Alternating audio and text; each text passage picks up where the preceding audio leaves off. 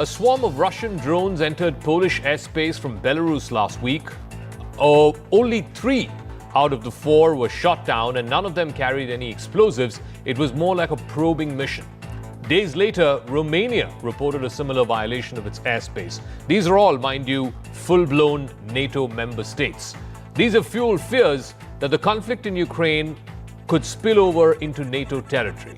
Is Putin moving beyond Ukraine and testing NATO's red lines? Is he also implicitly sending out a message to Washington and to President Donald Trump?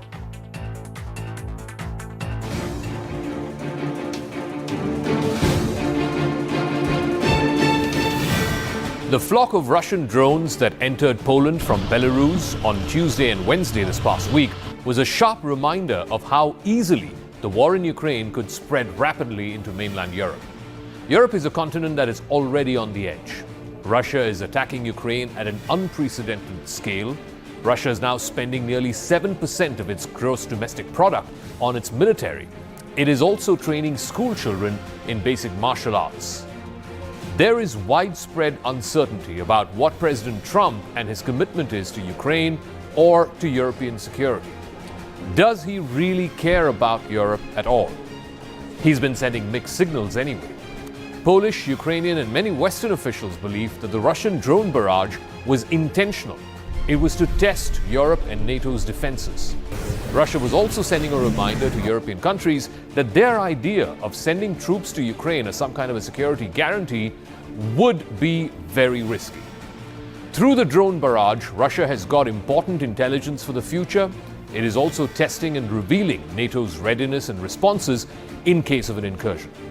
With President Trump downgrading American financial and military support for Ukraine, President Vladimir Putin of Russia is trying to test American responses.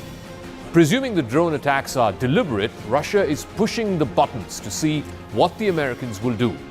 The ultimate target of these provocations is not so much Europe or Ukraine, it is actually the United States. Moscow is seeking to pressurize Washington by testing NATO, knowing that America will ultimately have to make some key calls about European security. No, the First Lady actually got along great with Putin, right, as I did. But, we're disappointed, both of us are disappointed that this ridiculous war continues. The Trump administration is conducting a wholesale review of American troops that are stationed abroad. And the expectation is that thousands of American troops will be pulled out of Europe. They will either be moved to Asia or they will be returned home to America. That is why countries that are geographically close to Russia, whether it's Poland or the Baltic countries like Lithuania, Estonia, and Latvia, have dramatically increased their military spending. It was also their way of hoping to convince President Trump to leave the American troops stationed in Europe. Poland is particularly engaged in a huge and expensive build-up of its own military. On Wednesday, it turned to NATO partners for consultations under Article 4 of the NATO Charter. Article 4 allows any member of NATO to ask for a collective meeting on collective defense when that member feels threatened. Polish Prime Minister Donald Tusk said that this was the closest that Poland has been to open conflict since World War II. Ale ta sytuacja, która stawia nas wszystkich bliżej otwartego konfliktu, bliżej niż kiedykolwiek po II wojnie światowej. Mamy pełnoskalową wojnę za naszą granicą, ukraińsko-rosyjską, ale mamy już coś, co przekracza granicę zwykłych prowokacji u nas, na naszym niebie. I może dzisiaj trzeba znowu bardzo głośno i wyraźnie powiedzieć. Polska ma dzisiaj wroga politycznego, który nie kryje swoich wrogich zamiarów za wschodnią granicą. Trump, who has often criticized European countries for spending too little on their defense, has spoken favorably about Poland. In fact, Poland, which is long suspicious of Moscow and its intentions, is spending close to 5% of its GDP on defense. It is among the highest in any NATO country. Trump even met with the new Polish president, Karol Nawrocki, in the very week before Russia sent its barrage of drones. NATO countries believe that once the fighting in Ukraine ends, Russia would be prepared to test NATO itself over the next 5 years. This episode underscores the need for NATO to beef up its own defenses, particularly against modern-day drone warfare. They say that the influx of Russian drones into Poland is a provocation and it's a warning. The incursion of the drones was also seen as a warning to European countries not to send any troops to Ukraine as part of any kind of security assurance or security guarantee. That is something Russia has consistently opposed. In fact, since the Alaska summit that happened between President Trump and President Putin, the attacks by Russia have only increased.